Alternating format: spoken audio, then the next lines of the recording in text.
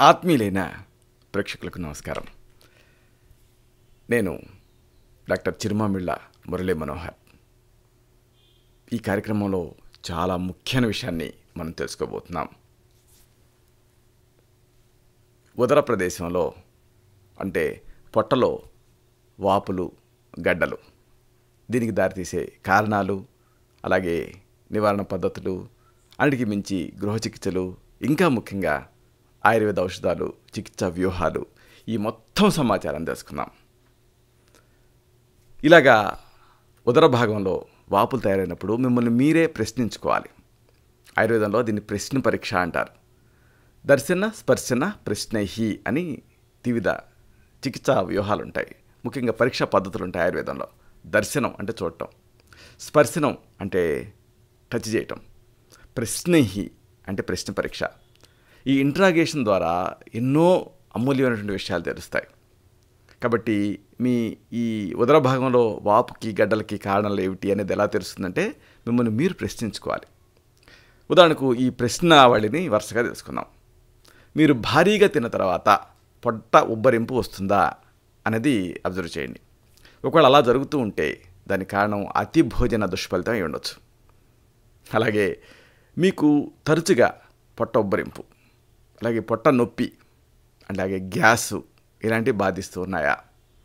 విరేచనాలు, అలాగే మలబద్ధకం మార్చి ఉంటూ ఇవి మిమ్మల్ని పెడుతూ ఉంటాయా అనేది అబ్జర్వ్ చేయండి. ఒకవేళ అలా జరుగుతూ ఉంటే అప్పుడు దానికి కారణం పేగులు రేగి విరేచనాలు అవటం అయి ఉండొచ్చు. అంటే గ్రహణి అనే వ్యాధి అయి ఉండొచ్చు. దీన్ని ఇరిటబుల్ బౌల్ సిండ్రోమ్తో పోల్చవచ్చు. అలాగే మరొక విషయం, మీ మనస్తత్వం ఎలాంటిది? అంటే ప్రతిదానికి ఆందోళన పడుతూ ఉంటారా? అలాగే ఆహారాన్ని ఎలా తీసుకుంటూ ఉంటారు? గబగబా మింగుతారా? ఇది అబ్జర్వ్ చేయండి. ఒకవేళ అలా జరుగుతూ మీ ఉదర భాగంలో వాపుగా కాస్త బిగించినట్టు ఉంటుంటే దానికి కారణం గాలిని మింగటం అయి ఉండొచ్చు. అంటే ఎయిరోఫేజియా అయి ఉండొచ్చు. అలాగే మరొక విషయం, మీరు స్త్రీలైతే గర్భం ధరించారా? సింపుల్. ఎందుకంటే దానికి చాలామంది ఈ దృష్టి దీని మీదకి వెళ్ళదు. కానీ మలద్వారం ఈ ఉదర భాగంలో వాపుకి గర్భధారణ కూడా ఒక కారణం అయి ఉండొచ్చు. అంటే ప్రెగ్నెన్సీ కూడా. అలాగే మరొక విషయం, పొత్తికడుపు భాగంలో లేకపోతే మూత్రకోశంలో పగిలిపోతున్నంత నొప్పి వస్తుందా అనేది అబ్జర్వ్ చేయండి. ఒకవేళ అలాగా బాగా నొప్పి వస్తూ ఈ వాపు తయారైతే మీ ఉదర భాగంలో దానికి కారణం మూత్రాశయ ద్వారం మూసుకుపోవడం అయి ఉండొచ్చు. అలాగే మరొక విషయం, కంతి లాంటిది లేదా ఉబ్బు లాంటిది ఏమన్నా బయటకు చొచ్చుకు వస్తుందా అనేది అబ్జర్వ్ చేయండి. ఒకవేళ అలా జరుగుతూ ఉంటే ఈ ఉదర భాగంలో వాపుకి కారణం గిలక అంటే హెర్నియా అయి ఉండొచ్చు. అలాగే మరొక విషయం, మీ కళ్ళు, శ్లేష్మపు పొరలు, అలాగే మూత్రం ఇవన్నీ కూడా పసుపు పచ్చటి రంగులో కనిపిస్తూ ఉన్నాయా? అబ్జర్వ్ చేసుకోండి. అలా జరుగుతూ ఒకవేళ ఉదర భాగంలో వాపు ఉంటే దానికి కారణం పిత్తాశయం వ్యాధిగ్రస్తం అయి ఉండొచ్చు. అంటే గాల్ బ్లాడర్ డిసీజెస్ ఏమన్నా వచ్చి ఉండొచ్చు. అలాగే మరొక విషయం, మీరు మద్యపానం ఎక్కువగా చేస్తారా? ఒకవేళ అలా చేస్తూ మీ ఉదర భాగంలో వాపు ఉంటే దానికి కారణం కాలేయం గట్టి పడిపోయి ఉండొచ్చు. అంటే కణజాలం గట్టి పడితే దాన్ని సిరోసిస్ అంటారు, అది అయి ఉండొచ్చు.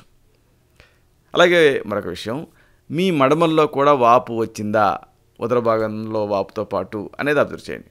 ఒకవేళ అలా వస్తే అప్పుడు గుండె కండరాలు బలహీనపడి ఉండొచ్చు. అంటే హార్ట్ ఫెయిల్యూర్ అనేది సంభవించి ఉండొచ్చు. అలాగే మరొక విషయం, మీరు స్త్రీలైతే ఈ నెలసరి ఉంటుంది కదా, ఈ మెన్సెస్ అనేది, ఇది సరిగ్గా రావటం లేదా, లేకపోతే ఎక్కువగా బహిస్రావం కనిపిస్తూ ఉంటుందా అబ్జర్వ్ చేయండి.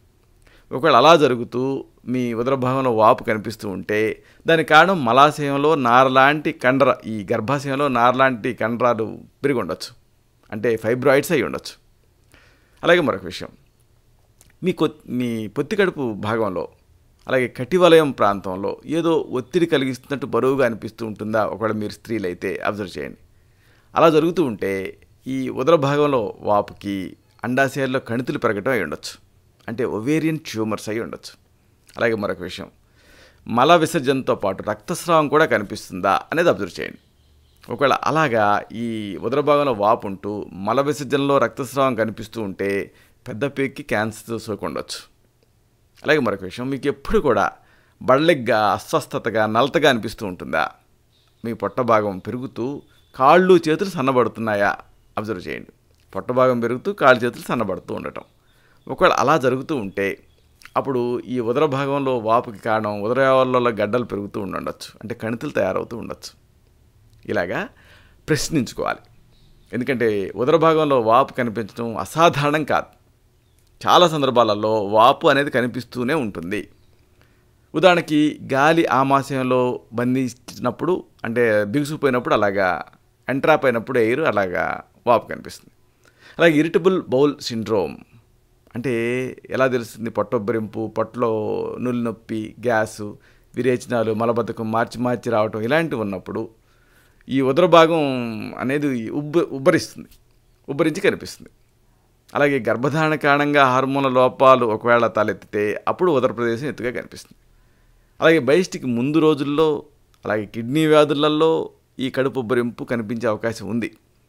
ఇవన్నీ ఉదర ప్రదేశం అంతా కూడా కనిపించేటువంటి వాపులు, అంటే జనరలైజ్డ్గా ఉంటాయి.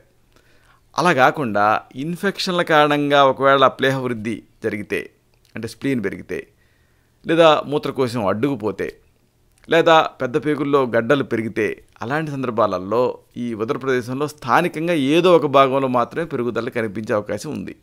ఇలాగ వ్యవచ్ఛేదిత నిదానం అంటారు, అంటే డిఫరెన్షియల్ డయాగ్నోసిస్ ఇది. కాబట్టి ఈ ఉదర భాగాన్ని పరీక్ష చేసేటప్పుడు వాపు అనేది ఎంతవరకు విస్తరించింది అనేది చూస్తాం. అంటే ఉదాహరణకి ఉదరం మధ్యలో వాపు కనిపిస్తుంది అనుకోండి, సాధారణంగా ఏం గెస్ చేస్తామంటే గ్యాస్ వల్ల అయి ఉండొచ్చు. అలా కాకుండా పక్కటెముకల వారగా వాపు కనిపిస్తుంది అనుకోండి, వ్యాపిస్తుంది అనుకోండి, అప్పుడు ఆ లోపల ద్రవం చేరింది అని అనుమానిస్తాం. ఇలాంటి వాపుకి ప్రధాన కారణాలు ఏమిటి అంటే లివర్ సిరోసిస్, కాలేయం లోపల ఉండేటటువంటి గ్రంథులు వ్యాధిగ్రస్తం అవటం ఇలాంటివి. ఈ లక్షణాలతో పాటు బరువు కూడా తగ్గుతూ ఉంటే పరిస్థితిని మరింత జాగ్రత్తగా పరీక్ష చేస్తాం. అంటే ఉదర ప్రదేశంలో వాపు కనిపించడాన్ని ఆయుర్వేదంలో ఉదర వృద్ధి అంటాం. దీని దారి తీసేటువంటి కారణాలను తెలుసుకోవటానికి మనం కొంత తార్కికత అవసరం, కొంత విశ్లేషణ అవసరం. కాబట్టి వరుసగా ఈ ఉదర భాగంలో వాపుకి దారితీసే కారణాలను వరుసగా తెలుసుకుందాం. ముందుగా చెప్పాల్సింది అతి భోజన దుష్ఫలితం. దీనికి పెద్దగా వివరణ అక్కర్లేదండి. ఉదర వృద్ధి ఉన్నప్పుడు ఇట్లా తెలిసిపోతుంది. అంటే భారీ విందు భోజనం తర్వాత చాలామందికి భోజనం చేసిన వెంటనే కొట్ట వచ్చినట్టు కనిపిస్తూ ఉంటుంది. ఈ డ్రెస్సులు లూజ్ చేసుకుంటూ ఉంటారు. ఆహారం తీసుకున్నప్పుడు గ్యాస్ తయారు చేయని పదార్థాలు తిన్నప్పుడు ఈ సమస్య అంతగా కనిపించదు. అలా కాకుండా గ్యాస్ తయారు చేసే పదార్థాల వల్ల ఈ సమస్య వస్తుంది. అలాంటప్పుడు ఏం చేయాలి అంటే తక్కువ ఆహారాన్ని తీసుకుంటూ ఉండాలి. ఆహారం తీసుకునే వేళలను సక్రమంగా మార్చుకోవాలి, అంటే వీటిని రెక్టిఫై చేసుకోవాలి. దీనికి ఇది పరిష్కారం. అలాగే గ్యాస్ తయారు చేసే ఆహారాలు ఉంటాయి, ఉల్లి, చిక్కుడు, క్యాబేజీ, క్యాలీఫ్లవరు, కోడిగుడ్డు, పప్పులు, ఇలాగ గ్యాస్ తయారు పదార్థాలు మానేయాలి. ఇక ఈ ఉదర భాగంలో వాపుకి మరొక ముఖ్యమైన కారణం పేగులు రేగి విరేచనాలు అవ్వటం, అంటే ఇరిటబుల్ బౌల్ సిండ్రోమ్. ఆయుర్వేదంలో దీన్ని గ్రహణి అంటాం. పొట్ట ఉబ్బరింపు, అలాగే కడుపు నొప్పి, గ్యాసు, ఇవి ఇరిటబుల్ బౌల్ సిండ్రోమ్ లక్షణాలు. ఏమిటి? పొట్ట ఉబ్బరింపు, కడుపు నొప్పి, అలాగే గ్యాస్. ఈ వ్యాధిలో ఈ లక్షణాలతో పాటు విరేచనాలు ఉంటాయి, మలబద్ధకం ఉంటుంది. అయితే మార్చి మార్చి ఉంటూ ఉంటాయి. అలాగే మల విసర్జన అనేది అసంపూర్ణంగా జరిగినట్టు అనిపిస్తుంది. అంటే మళ్ళీ మళ్ళీ వెళ్లాల్సి వస్తూ ఉంటుంది. ఎందుకంటే లోపల ఏదో మలం మిగిలిపోయింది అన్నట్టు అనిపిస్తూ ఉంటుంది. నిజానికి ఈ వ్యాధి పెద్దగా ప్రమాదం కాదు. అయితే సాంఘిక జీవితంలో బాగా ఇబ్బందిని కలగజేస్తూ ఉంటుంది. శారీరకంగా, మానసికంగా దీంతో బాగా ఇరిటేట్ అవుతూ ఉంటారు బాధితులు. అసలు మీకు ఒక విషయం చెప్పాలి. మన దేశంలో ముఖ్యంగా నా దగ్గరకు వచ్చే పేషెంట్లలో జలుబు, దగ్గులు ఇలాంటి రుగ్మతల తర్వాత కనిపించే అతి సాధారణ వ్యాధి ఈ ఐబిఎస్. చాలామంది అమీబియాసిస్ డాక్టర్ గారు అంటూ ఉంటారు. అయితే అవగాహన లోపం, హడావిడితో కూడినటువంటి జీవన విధానం, క్రమబద్ధంగా లేని ఆహారపు అలవాట్లు, ఇవలాంటివన్నీ కూడా ఈ ఐబిఎస్ని ఎక్కువ చేస్తున్నాయి. వ్యాధి లక్షణాలు వాటంతటా అవే తగ్గుతూ ఉంటాయి, తిరిగి పెరుగుతూ ఉంటాయి. ఎప్పుడు విరేచనాలు అవుతాయో తెలియదు, ఎప్పుడు తగ్గుతాయో తెలియదు. కాబట్టి ఈ పనులన్నీ మానుకొని ఇంటి పట్టునే ఉంటూ ఉంటారు చాలామంది బాధితులు. అంటే క్యాంప్స్కి వీటికి వెళ్ళలేరు. దీంతో బాగా నలిగిపోతూ ఉంటారు. అదృష్టవశాత్తు దీంతో ప్రాణహాని మాత్రం జరగదు ఈ ఐబిఎస్తో. ఇవే లక్షణాలు ప్రమాదకరమైనటువంటి పేగుల క్యాన్సర్లో కూడా కనిపిస్తాయి. కాబట్టి ఈ లక్షణాలని ఐబిఎస్ ఏమోలే అని తేలిగ్గా తీసుకోకూడదు కూడా. అంటే దీన్ని డీటెయిల్డ్గా పరీక్ష చేయాలి. ఇరిటబుల్ బౌల్ డిసీజ్లో ఈ సందర్భంగా మరొకటి చెప్పాలి. ఐబిఎస్, ఐబిడి ఈ 2 పదాలు మీరు వినే ఉంటారు. ఐబిఎస్ అంటే ఇరిటబుల్ బౌల్ సిండ్రోమ్, ఐబిడి అంటే ఇన్ఫ్లమేటరీ బౌల్ డిసీజ్. ఈ రెండింటికి తేడా ఉంది. ఈ ఐబిఎస్లో ఇన్ఫ్లమేటరీ బౌల్ డిసీజులో లాగా పేగుల్లో అల్సర్లు తయారు కావడం అనేది జరగదు. అంటే నిర్మాణపరంగా ఎనటామికల్గా ఏ అవలక్షణం కనిపించదు. టెస్టులు, ఇన్వెస్టిగేషన్స్ అన్నీ నార్మల్గానే ఉంటాయి ఐబిఎస్లో. కాబట్టి ఈ వ్యాధిని ఏమంటామంటే ఫంక్షనల్ బౌల్ డిజార్డర్ అంటారు. అంటే ఏమిటి? ఫంక్షనల్, శరీర క్రియలో మార్పు చోటు చేసుకోవటం వల్ల వచ్చేటువంటి వ్యాధి అని. నిర్మాణపరంగా ఏ లోపము ఉండదు కాబట్టి ఈ వ్యాధి నిద్రను చెడగొట్టదు. ఐబీడీలలో లోపల అల్సర్ ఉంటుంది కదా, అందుకని నిద్ర కరువు అవుతుంది. కానీ ఐబిఎస్లో మీకు నిద్ర కరువు అవ్వదు. ఇది తేడా. ఆరోగ్యకరమైనటువంటి మనుషులలో ఆహారం జీర్ణమైన తర్వాత మిగిలిన వ్యర్థ పదార్థం ఈ ద్రవయుక్తమైన స్థితిలో పెద్ద పేగుని చేరుకుంటుంది. అక్కడ నీళ్లు, అలాగే ఖనిజ పదార్థాలు శరీరం లోపలికి తిరిగి వెళ్ళిపోతాయి. కేవలం మలం మాత్రం ఘనరూప స్థితిలో బయటికి విసర్జితం అవుతుంది. ఈ విధులన్నీ జరగటానికి పెరిస్టాల్సిస్ అనే స్థితి, అంటే వానపాము కదలికలను తలపింపజేసే స్థితి అనేది దోహదపడుతుంది. ఐబిఎస్ వ్యాధిలో ఈ ప్రక్రియ వ్యత్యాసం అవుతుంది. అంటే పెరిస్టాల్సిస్ ఒక్కోసారి ఎక్కువగా, ఒక్కోసారి తక్కువగా జరుగుతుంది. దీంతో విరేచనాలు, మలబద్ధకం మార్చి జరుగుతూ ఉంటాయి. దీనికి ఆయుర్వేదోక్త ఈ వ్యాధి పరీక్షలు ఉంటాయి. అంటే రోగ పరీక్ష, రోగి పరీక్ష, ఈ 2 చేయాల్సి ఉంటుంది. ఐబిఎస్ అంటే ఆయుర్వేదంలో గ్రహణ అంటామే, ఇది అని తేలిందనుకోండి, అప్పుడు పీచు పదార్థాలు, సంకోచహార ఔషధాలతో పాటు మానసిక స్థిరత్వాన్ని కలిగించడం అవసరం. దీనికి సత్వావజయ చికిత్సలు, అలాగే కౌన్సిలింగులు ఇలాంటివి అవసరం అవుతాయి. ఆహారపరంగా మార్పులు, చేర్పులు చోటు చేసుకోవటం అవసరం. పాలు, ఇతర పాల పదార్థాలు, కెఫీన్ ఎక్కువగా ఉండేటటువంటి టీ, కాఫీ, కోలా డ్రింకులు, మద్యం, మసాలాలు, ఇలాంటి ఉత్ప్రేరక పదార్థాలు, చాక్లెట్లు, ఇతర చాక్లెట్ ఉండేటువంటి పదార్థాలు అంటే బూస్ట్, బోర్న్విటా ఇలాంటివి బాగా తగ్గించేయాలి లేదా మానేయాలి. మృదు కోష్ఠ ఉండే వాళ్ళకి ఆహారంలో పీచు పదార్థాలు మానేయాలి. క్రూర కోష్ఠ ఉండేవాళ్ళు మళ్ళీ పీచు పదార్థాలు ఎక్కువ తీసుకోవాలి. అంటే పండ్లు, ఆకుకూరలు, గింజ ధాన్యాలు, పైనుండే పొట్టు, వీటన్నిటిలో పీచు పదార్థం ఉంటుంది. అయితే ఇది ఎలా తెలుస్తుంది మీది మృదు కోష్టమా, క్రూర కోష్టమా అంటే పరీక్ష చేయాలి. ఈ నాడిని బట్టి, మీ తత్వాన్ని బట్టి దీన్ని సెలెక్ట్ చేసి అప్పుడు మీకు డైట్ అనేది సజెస్ట్ చేయాల్సి ఉంటుంది. పోతే మద్యం, టీ, కాఫీ, కోలా డ్రింకులు, తీపి పదార్థాలు, కొవ్వు పదార్థాలు, నూనె పదార్థాలు, గ్యాస్ని పుట్టించే తినుబండారాలు, మాంసం, మసాలా దినుసులు, వీటిని ఎంత వీలైతే అంత తక్కువగా తీసుకోవాలి. మానసికమైనటువంటి ఒత్తిడి నుంచి దూరంగా ఉండాలి. ఆయుర్వేదంలో ఈ ఒత్తిడిని తగ్గించడానికి జపం, ధ్యానం, ఇలాగ అద్రవ్యభూత చికిత్సలతో పాటు ధారా చికిత్స లాంటి క్రియాకల్ప చికిత్సలు కూడా చేస్తాం. అలాగే అశ్వగంధ, జటామాంసి ఇలాంటి మూలికలు కూడా ఉపయోగపడతాయి ఈ స్ట్రెస్ తగ్గించడానికి. పేగుల లోపల ఇన్ఫ్లమేషన్ ఉందనుకోండి, అప్పుడు దాన్ని తగ్గించడానికి శంఖభస్మం ఇలాంటి మందుల్ని ప్రిస్క్రైబ్ చేస్తూ ఉంటాం. గ్యాస్ని అదుపు చేయడానికి వాము, అలాగే అజమోద గింజలు, నల్ల జీలకర్ర, అల్లం, పుదీనా ఇలాంటివి బాగా పనిచేస్తాయి. ఇక విరేచనాలు అవుతూ ఉంటాయి కదా, వీటిని ఆపడానికి మెంతులు, బూరుగ బంక, అతిమధురం ఇలాంటివి ఉపకరిస్తాయి. లక్షణాలు మరీ తీవ్రంగా ఉన్నాయనుకోండి, అప్పుడు పర్పటి వర్గానికి సంబంధించిన ఔషధాలు ఉంటాయి. గ్రహణి, కపాటరసం ఇలాంటి శక్తివంతమైన ఔషధాన్ని ప్రిస్క్రైబ్ చేయడం జరుగుతుంది. ఉదాహరణకు కుటజగనబటి, గ్రహణి కపాటరసం, బిల్వలేహ్యం, శాల్మలి నిర్యాసం, లాక్షాది చూర్ణం, పంచామృత పర్పటి ఇలాంటివి ఇవి ఐబిఎస్లో ఉపయోగపడతాయి. ఇక ఈ ఉదర భాగంలో వాపుకి మరొక కారణం గాలిని మింగటం, అంటే ఎయిరోఫేజియా. కొంతమందికి గాలిని ఎక్కువగా మింగే అలవాటు ఉంటుంది. దీన్ని వైద్య పరిభాషలో ఎయిరోఫేజియా అంటారు. ఎయిర్ అంటే గాలి కదా, ఫేజియా అంటే మింగటం. ప్రతి చిన్న విషయానికి ఎక్కువగా ఆందోళన పడేటటువంటి వ్యక్తులలో ఈ ఎయిరోఫేజియా కనిపిస్తుంది. ఈ అలవాటుతో ఏం జరుగుతుంది? పొట్టొబ్బరింపు, తేన్పులు, అపాన వాయువులు ఇబ్బంది పెడుతూ ఉంటాయి. ఆందోళన తగ్గించుకుంటే ఈ సమస్యలన్నీ తగ్గుతాయి. కానీ ఇది తెలియక చాలామంది జీవితాంతం బాధపడుతూ ఉంటారు. కాబట్టి ఇలాంటప్పుడు ఏం చేయాలి ఆందోళన తగ్గటానికి అంటే అశ్వగంధ, పెన్నేరు ఈ చూర్ణాన్ని పూటకి 1 చెంచాడు చొప్పున 2 పూట్ల పాలతో కలిపి తీసుకుంటుంటే ఫలితం ఉంటుంది. అలాగే 1 భాగం వస కొమ్ము, అలాగే 2 భాగాలు చెంగల్వ కోష్టు, అలాగే 3 భాగాలు కురసాని వాము, ఇలాగా ఒక్కొక్కదాన్ని విడివిడిగా పొడి చేసి అన్నింటిని ఒకటిగా కలిపి దీన్ని పూటకి 1 చెంచాడు చొప్పున 2 పూట్ల నెయ్యి, తేనె కలిపి తీసుకుంటూ ఉంటే ఆందోళన తగ్గి అప్పుడు ఎయిరోఫేజియా తగ్గి పొట్ట ఉబ్బరింపు అనేది తగ్గుతుంది. అలాగే మరొక ఆందోళన తగ్గించే ఔషధం సరస్వతి ఆకు, అతి మధురం, ఉసిరి పండ్ల పెచ్చులు అన్నీ సమానంగా తీసుకొని పొడి చేసి పూటకి అరచెంచాడు మోతాదుగా నీళ్ళతో కానీ తేనెతో కానీ 2 పూట్ల తీసుకుంటూ ఉంటే ఈ ఆందోళన తగ్గుతుంది. అవసరమైన సందర్భాల్లో ఆందోళన వల్ల ఈ ఏరోఫేజియా వల్ల పొట్టబురింపు ఉన్నప్పుడు దాన్ని తగ్గించడానికి అశ్వగంధారిష్టం, బ్రాహ్మీవటి, సర్పగంధాఘనవటి, సోత్సేకర రసం, సరస్వతీ లేహ్యం, మానసమిత్ర వటకం ఇలాంటివి ప్రిస్క్రైబ్ చేయాల్సి ఉంటుంది. ఇక ఈ ఉదరంలో వాపుకి మరొక కారణం గర్భధారణ, ప్రెగ్నెన్సీ. మధ్య వయసుకి చేరుకున్న మహిళలు గర్భధారణ కూడా పొట్టను పెరిగేలా చేయగలదన్న విషయాన్ని మర్చిపోతారు.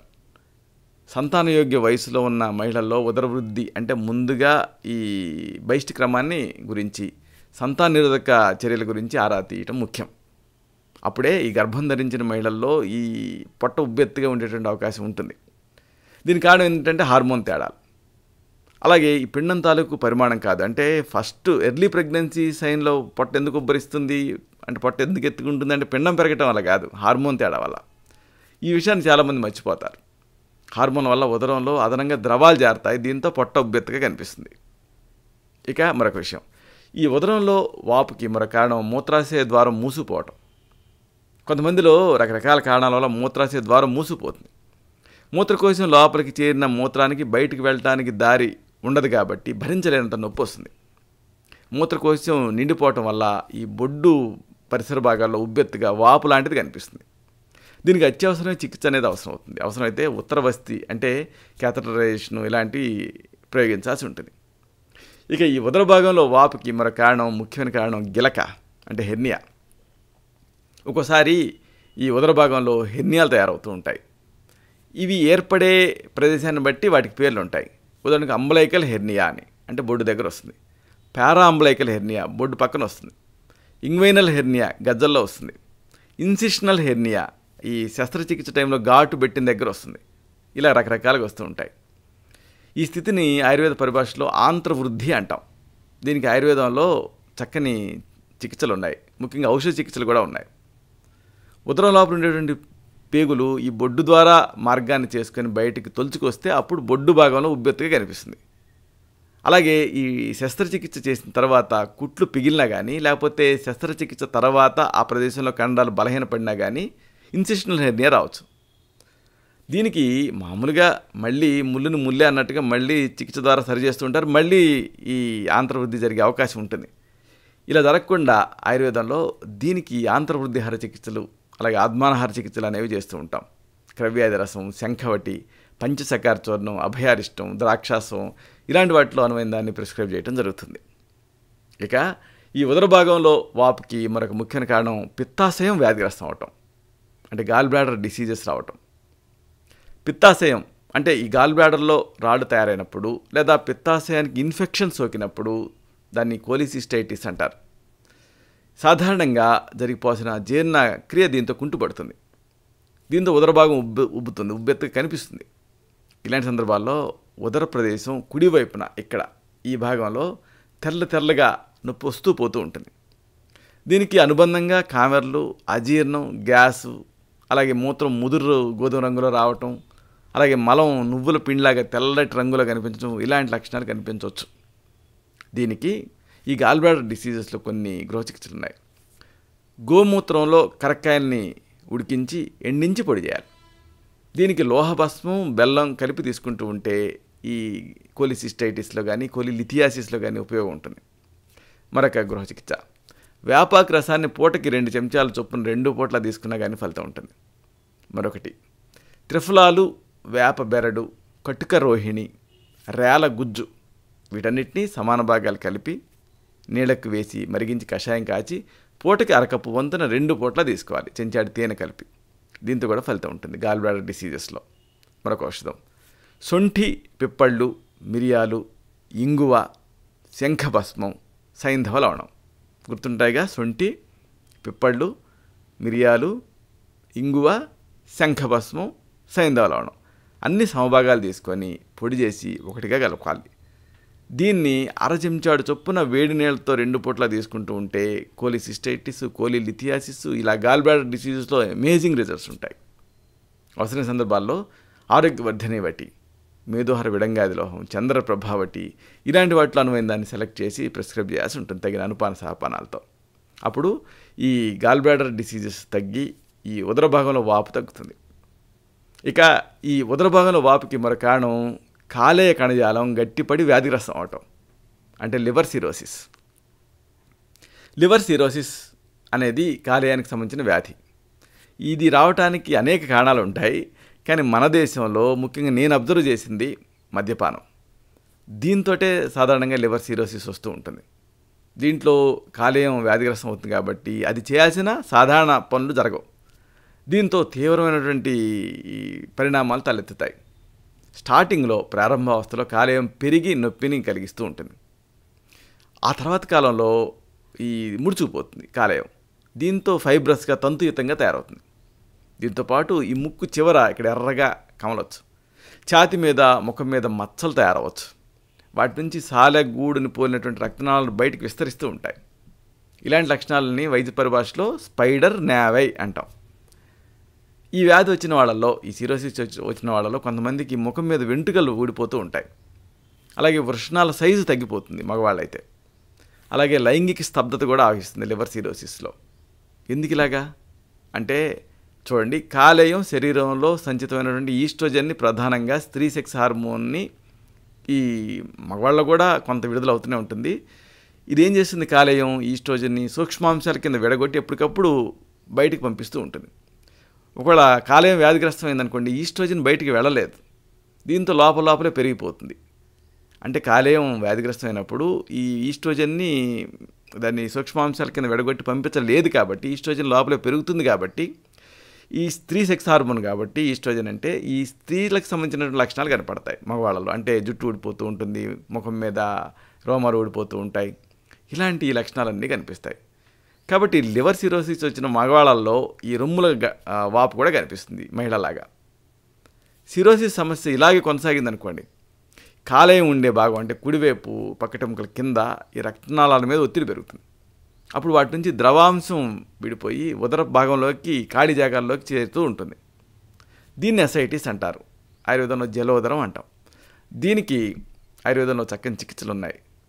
చించాది లేహ్యం, ధాత్రిలోహం, గుడపిప్పలి, కుమార్యాసవం, అలాగే క్షీరపిప్పలి, కాంతవల్లభరసం, సురాక్షారకాశిస భస్మం, సోదారి మండోరం, సూతికాభరణ రసం, సప్తామృతలోహం, శిలాజిత్వాదిలోహం, తాప్యాదిలోహం, ఇలాంటివి.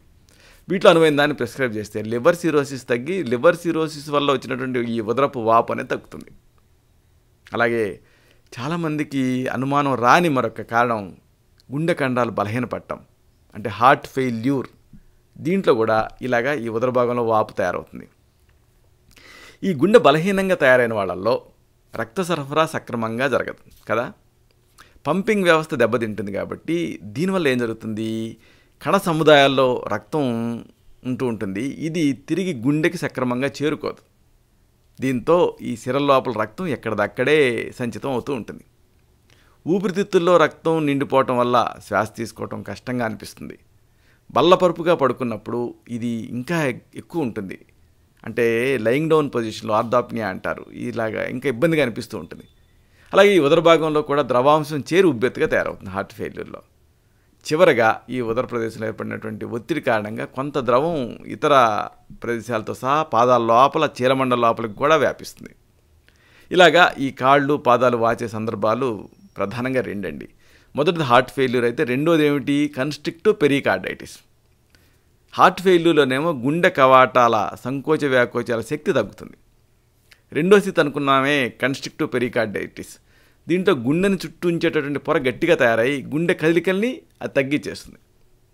ఈ రెండు స్థితులతో ఈ సిరలలో రక్తపు ఒత్తిడి పెరుగుతుంది. దీనికి ఆయుర్వేద చికిత్సా విధానాలలో హృదయ ద్రవ్యాలను ఇస్తాం, అలాగే శోధహార ఔషధాలని వాడతాం. అలాగే అనవసరమైనటువంటి ద్రవాహారాలు, ఉప్పు ఇలా తగ్గించడం కానీ, మూత్రాన్ని జారీ చేసేటువంటి మందులను వాడటం కానీ, అలాగే గుండె స్పందనని క్రమబద్ధీకరించేటువంటి ఔషధాలు ఉంటాయి, వీటిని వాడటం కానీ, ఇవన్నీ కూడా ఈ హార్ట్ ఫెయిల్యూర్లో ఉపయోగించేటువంటి చికిత్సా పద్ధతులు. దీనికి హార్ట్ ఫెయిల్యూర్ ఉన్నప్పుడు, దానివల్ల ఉదరపు వాపు ఉన్నప్పుడు అల్లం ముద్దని ఒక చెంచాడు, ఒక 2 చెంచాలు బెల్లంతో కలిపి రోజుకి 2 సార్లు తీసుకుంటే ఫలితం ఉంటుంది. అలాగే శిలాజిత్తు శుద్ధ శిలాజిత్తుని తెచ్చుకోవాలి. ఒక చిటికెడు మోతాదుగా త్రిఫల కషాయంతో ఒక కప్పు త్రిఫల కషాయంతో కలిపి తీసుకున్నా కానీ ఫలితం ఉంటుంది.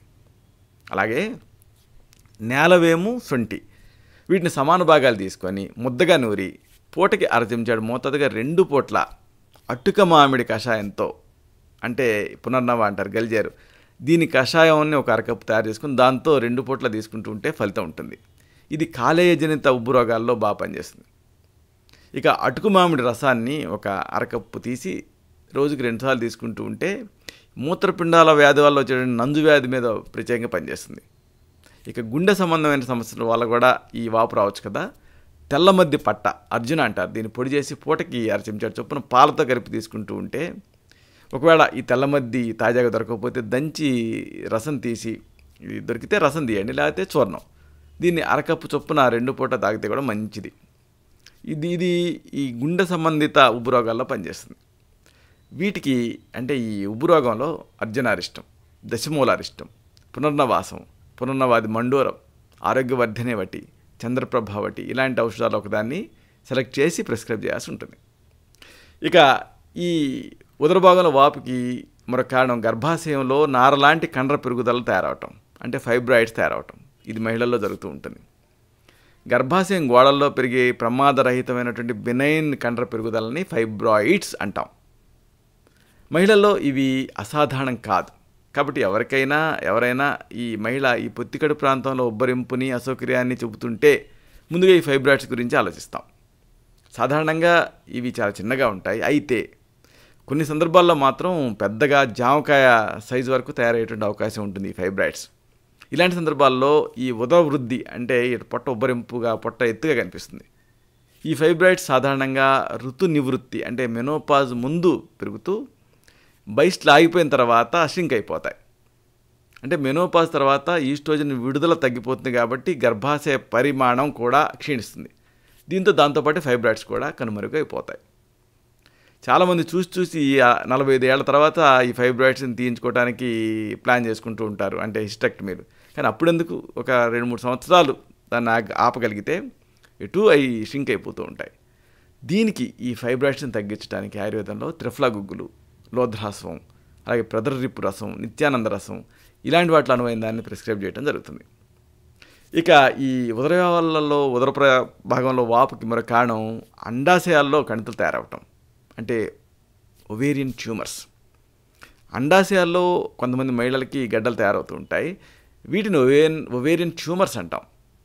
ఇవి ప్రమాదకరమైనటువంటి మ్యాలిగ్నెంట్ ట్యూమర్స్గా రూపుదాల్చవచ్చు, కాబట్టి జాగ్రత్తగా ఉండాలి. లేకపోతే అలాగే ప్రమాదరహితమైనవిగానే ఉండిపోవచ్చు. ఏదేమైనప్పటికీ ఇవి ఆకారంలో పెద్దగా తయారయ్యి ఉదర భాగంలో వాపుని కలిగించే అవకాశం ఉంది. ఈ విషయాన్ని మర్చిపోకూడదు. దీంట్లో ఓవేరియన్ ట్యూమర్స్లో ఈ ఉదర వృద్ధితో పాటు ఉదర భాగంలో అసౌకర్యం, బహిష్సావం ఎక్కువ తక్కువగా ఉండటం, అలాగే భార్యాభర్తల కలయికలో నొప్పిగా అనిపించడం ఇలాంటివి ఇలాంటివి ఉంటే అప్పుడు ఓవేరియన్ ట్యూమర్స్ గురించి ఆలోచించాలి. ముఖ్యంగా 5 వయసు దాటిన ఏ మహిళలోనైనా శరీరపు బరువు పెరగకుండా జాగ్రత్తగా వినాలి. కేవలం అంటే ఓవరాల్గా వెయిట్ పెరగకుండా కేవలం పొట్ట మాత్రమే పెరుగుతూ ఉంటే క్యాన్సర్ రిస్క్ గురించి ఆలోచించాలి. క్యాన్సర్ తగ్గించేటటువంటి, అలాగే క్యాన్సర్ని ఆపు చేసేటువంటి ఆయుర్వేద మూలికల మీద ఈ మధ్య బాగా అధ్యయనాలు, పరిశోధనలు జరుగుతున్నాయి. అధ్యయన పత్రాలు కూడా బాగా రిలీజ్ అవుతున్నాయి. చిత్రమూలం, తాళిసపత్రి, బిళ్ళగన్నేరు, అశ్వగంధ ఇలాంటి మూలికల్ని ఈ క్యాన్సర్ కేసులలో వాడుతూ ఉంటాం. ఇక ఈ ఉదర భాగంలో వాపుకి మరో కారణం పెద్ద పేగులకి క్యాన్సర్ సోకటం. పెద్ద పేగుకి వచ్చేటటువంటి కోలాన్ క్యాన్సర్తో ఉదర భాగం ఉబ్బెత్తుగా తగులుతుంది. ఇలాంటి పెరుగుదల సామాన్యంగా ఉదరంలో ఎడం పక్కన కనిపిస్తూ ఉంటాయి. మలబద్ధకం, విరేచనాలు మార్చి వస్తూ ఉంటాయి కోలాన్ క్యాన్సర్లో. అలాగే బరువు తగ్గిపోతూ ఉంటారు, బళ్ళెగ్గా అనిపిస్తూ ఉంటుంది, అస్వస్థత, ఇవన్నీ కోలాన్ క్యాన్సర్లో కనిపించే ముఖ్య లక్షణాలు. చాలా సందర్భాల్లో పేగుల లోపలికి రక్తం స్రవిస్తూ ఈ మలాన్ని రక్తయుక్తంగా మారుస్తుంది కూడా. ఇలాంటి లక్షణాలు కనిపిస్తున్నప్పుడు ఎంత మాత్రం అశ్రద్ధ చేయకండి. తక్షణమే వైద్య సలహా అవసరం. దీనికి సమయ సందర్భాలను బట్టి, తీవ్రతను బట్టి చిత్రకాది వటి, మహాయోగరాజు గుగ్గులు, ధాత్రి లోహం, కాంకాయన వటి, గుల్మ, ప్రాణద గుట్టిక ఇలాంటి వాటిలో అవసరమైన దాన్ని ప్రిస్క్రైబ్ చేయాల్సి ఉంటుంది. ఇక ఈ ఉదర భాగంలో వాపుకి మరొక కారణం ఉదరాలలో గడ్డలు తయారవటం, కణుతులు తయారవటం. ఉదర భాగం ఒక మ్యాజిక్ బాక్స్ అండి. దీంట్లో ఉండేటువంటి అనేక రకాల అంగ ప్రత్యంగాల్లో వేటిలోనైనా పెరుగుదల ఏర్పడవచ్చు. అప్పుడు ఉదర వృద్ధి ఇలా కనిపించే అవకాశం ఉంది. ఆమాశయపు గోడల్లో పెరుగుదల ఏర్పడినా, దానికి రక్త సరఫరా చేసే రక్తనాళాలలో పెరుగుదల ఏర్పడినా, లేకపోతే ఈ రొమ్ముల భాగంలో పెరిగే మ్యాలిగ్నెంట్ ట్యూమర్స్ తాలూకు ఈ కణాలు రక్త ప్రవాహం ద్వారా ఈ ఉదర భాగానికి చేరి సెకండరీస్గా పెరుగుతున్నా, ఇలా ఏ కారణంతోనైనా ఈ ఉదర వృద్ధి కనిపిస్తుంది. ఇలాంటి సందర్భాల్లో తక్షణమే అప్రమత్తం అవ్వాలి, తగిన చర్యలు తీసుకోవటం అవసరం. అప్పుడు అనవసరమైన ఇక్కట్లకి తావుండదు. చూసారా, ఇలాగా ఈ పొట్టలో పెరుగుదలలు, గడ్డలు, అలాగే వాపులు తయారవుతున్నప్పుడు దానికి దారితీసే కారణాన్ని జాగ్రత్తగా విశ్లేషించి దానికి అనుగుణంగా గృహ చికిత్సలు, నివారణ పద్ధతులు, అలాగే ఉపశమన పద్ధతులు, అలాగే ఆయుర్వేద మూలికలు, ఇంకా ఆయుర్వేద ఔషధాలు, వీటిని వైద్య సలహాతో తీసుకుంటే ఈ సమస్య నుంచి పూర్తిగా బయటపడవచ్చు. ఇలాంటి మరొక ఆసక్తికరమైన విషయాన్ని తిరిగి ఇదే కార్యక్రమాల పరంపరలో మనం కలుసుకున్నప్పుడు సవివరంగా, సహేతుకంగా, సమగ్రంగా తెలుసుకుందాం. శతం జీవ శరదో వర్ధమానః, శతం హేమంతాన్ శతం వసంతాన్, 100 శరతులు, 100 హేమంతాలు, 100 వసంతాలు వర్ధిల్లుతూ జీవించండి. శుభం.